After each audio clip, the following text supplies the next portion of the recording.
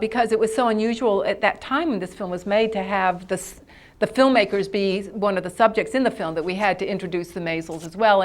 And when they used to go there, they would always, consider themselves the gentlemen callers, and the Beals considered them the gentlemen callers, like right out of Glass Menagerie, So, but what I think is so wonderful is that whole, starting with what we used to call the costume of the day up through the sun porch scene, that is like the very first shooting of that, the first day of shooting, and there's almost no editing. On the sun porch scene, there's very little editing. It's just, to me, an example of having just such extraordinary subjects, and there's just so many themes that just come out naturally in the footage about this idea of wanting to get out of the, Edie's yearning immediately to get out of this place, but she keeps the cats inside. She doesn't want the cats to go out. Everything is kind of like kept indoors at Grey Gardens, and yet there's this yearning to get out. And, she wears girdles and Big Edie won't wear girdles, and it's kind of like their philosophy in a way. And it's just so much kind of percolates. And then the dialogue is just like great theater. So,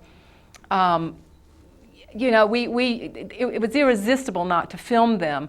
In fact, it took about 2.5 years to edit the film because there wasn't any real beginning, middle, and end. There wasn't an innate narrative in the footage.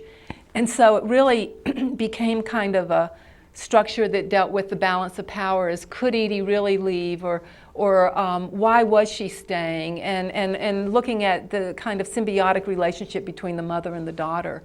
And in more, and the kind of narrative, or the climax did become more of a psychological climax of little Edie's despair of being there.